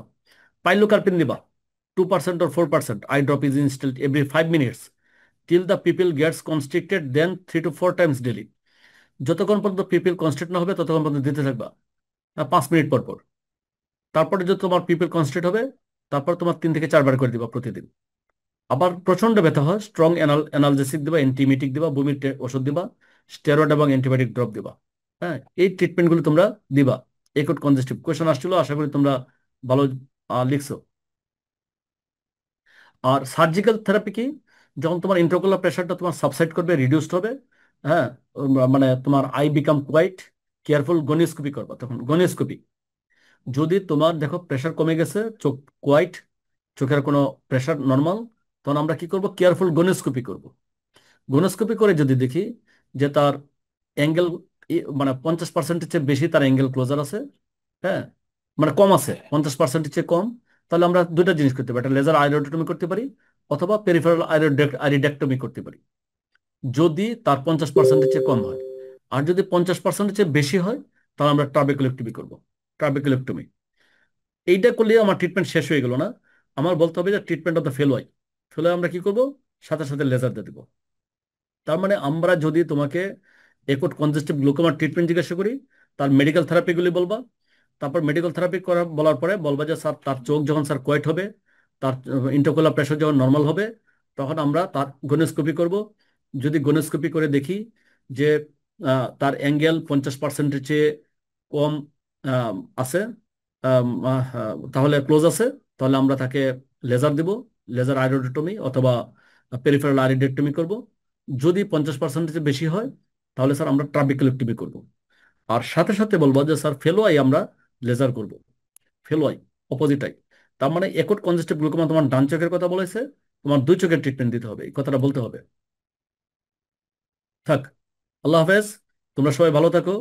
নেক্সট ক্লাস কবে নেবো বলো, সোমবার না মঙ্গলবার? তোমরা কি বিরক্ত হচ্ছ? হ্যাঁ স্যার। স্যার স্যার আপনার আপনার সময় অনুসারে যেদিন হ্যাঁ, স্যার আপনার হয় স্যার, আপনি সেদিন ক্লাস নেবেন স্যার, আপনি যেদিন ফ্রি থাকবেন। আমি ফ্রি না, তোমাদের জন্য ফ্রি হতে হবে, আমি তো ফ্রি থাকি না, তোমাদের জন্য ফ্রি হব সেটা আপনার না। যেদিন আমি তোমাদের যেমন এই ক্যাটারেক্টটা পড়াইতে চাই, আমি আজকে স্লাইড রেডি করছিলাম, বাট তোমরা তো মানে আর শরীরে কুলাবে না, কুলানোর কথাও না, অনেক জিনিস। আচ্ছা, যাই হোক, এটা পরবর্তীতে ইনশাল্লাহ আমরা করবো না। এই স্লাইডগুলো তোমাদের জন্য রেডি করছিলাম, এটা পরবর্তী ক্লাসে এগুলো আলোচনা করবো না। আচ্ছা স্যার। আচ্ছা, ইনশাল্লাহ তোমরা ভালো থাকো, সবাই ভালোভাবে পরীক্ষা দাও, আর সবাইকে সুস্থ থাকতে হবে। সবাইকে সুস্থ থাকাটা খুব জরুরি। এই কারণেই, কারণ এই যে পরীক্ষাটা তোমাদের এই কয়েকদিন কিন্তু তোমাদের ইয়ে নিবে, কি বলে যে মনস্তাত্ত্বিক একটা প্রেশার যাবে। হ্যাঁ, আর আমার এই যে এটা আমার হোয়াটসঅ্যাপ নাম্বার, হোয়াটসঅ্যাপ নাম্বারে কোনো সমস্যা হলে আমাকে মেসেজ দিবা। এটা হলো আমার হোয়াটসঅ্যাপ নাম্বার, হোয়াটসঅ্যাপ নাম্বারে মেসেজ দেবা। হ্যাঁ, যদি তোমরা কোনো প্রবলেম ফেস করো, তোমরা যদি কোনো জিনিস না বুঝো বা কোনো জিনিস জানতে চাও, তাহলে তোমরা আমাকে হোয়াটসঅ্যাপে লিখবা, আমি ইনশাল্লাহ ব্যাক করব। ঠিক আছে? আর তোমরা সবাই সুস্থ থাকো। আর একটু, আর যেহেতু আহ, মানে ঈদ হবে, খাবার টাবার খুব সাবধানে খাবা, অসুস্থ হয়ে যেও না। হ্যাঁ, এখন কিন্তু তোমার অনেকেই জ্বরে ভুগতেছে, কনজাংটিভাইটিসে ভুগতেছে, তারপরে ওই যে খাবারগুলো খুব সাবধানে খাবা, খুব সাবধানে থেকো। ঠিক আছে, ওকে, বেস্ট অফ লাক, তোমরা সবাই ভালো করো, তাড়াতাড়ি দ্রুত ডাক্তার হও, ডাক্তার দরকার আচ্ছা আমাদের দেশে। যদিও আমাদের ডাক্তারদেরকে কেউ পছন্দ করে না, এই সমাজ পছন্দ করে না। ডাক্তাররা হলো ব্যাটসম্যান, মানে তাকে আউট করার জন্য সবাই দাঁড়ায় থাকে, আম্পায়ার দাঁড়ায় থাকে, ফিল্ডার দাঁড়ায় থাকে, বোলার দাঁড়ায় থাকে। ঠিক তেমনি ডাক্তারদেরকে বোল্ড করার জন্য দেখবা যে তোমার সাংবাদিক দাঁড়ায় আছে, তোমার আত্মীয় স্বজন দাঁড়ায় আছে, প্রতিবেশী দাঁড়ায় আছে। হ্যাঁ, তোমার মানে অনেক মানুষ তোমাকে বোল্ড করার জন্য চেষ্টা করবে, বাট তুমি তোমার পার্সোনালিটি, তুমি তোমার নলেজ, তোমার পরিশ্রম দিয়ে ইনশাল্লাহ উতরে যাবা। বেস্ট অফ লাক সবার জন্য, ভালো থেকো। হ্যাঁ।